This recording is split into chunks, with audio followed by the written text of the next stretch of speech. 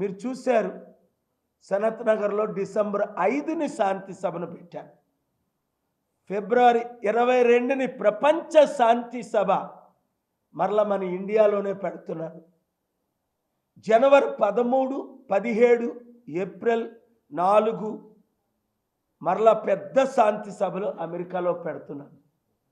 నేను శాంతి కొరకు రాత్రి పగలు కృషి చేస్తుంటే 100 కోట్లు అనాథులు వితంతువులను కాపాడాలని, వీరు మరలా 100 కోట్లు అనాథులు వితంతువులను తయారు చేయడానికి యుద్ధాలు చేస్తున్నారు. అలాంటి వారి కొరకు సాధారణ ప్రజలైన మీరేం చేయాలి?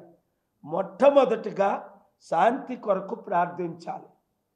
2, నేను ఇచ్చిన మెసేజ్ మీరు ప్రతి ఒక్కరూ 10 మందికో 100 మందికో ఈ శాంతి మెసేజ్ని ఫార్వర్డ్ చేయాలి. 3, మీరు శాంతి కొరకు నిలబడతాను అంటే social media, Twitter, Instagram, Facebook, యూట్యూబ్ని నేను ఎప్పుడు అడగను, మర్చిపోతున్నాను. మీరు లైక్ చేయాలి, షేర్ చేయాలి, ఫార్వర్డ్ చేయాలి.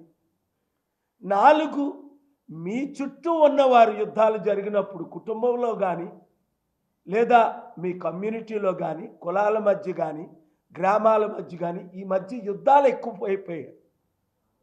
జై శ్రీరామ్ అనకపోతే అనంతపూర్లో బస్సును తగలబెడుతున్నారు.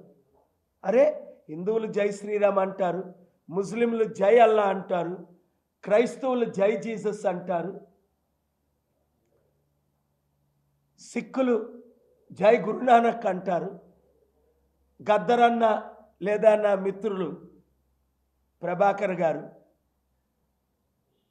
కమ్యూనిస్టులై ఏ మతాన్ని, ఏ రిలీజియస్ని నమ్మకపోయినా అదే అన్నారు. నిన్న నేను జర్నీలో వెళ్తుంటే కె రామకృష్ణ అట, ఎక్స్ఎమ్మెల్యే అట, సిపిఐ అనంతపూర్ అట, 200 మంది మూగిపోయారు అక్కడ. నేను వెహికల్లో కూర్చుంటే ఆయనే వచ్చి నమస్కారం పెట్టి, సార్ అనంతపూర్ మీ శాంతి సభలకు వచ్చాం, మీ పేరేంటంటే నేను సిపిఐ ఎక్స్ఎమ్మెల్యేనండి.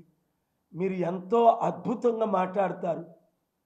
అప్పుడు శాంతి సభలు, ఇప్పుడు రాజకీయాలు.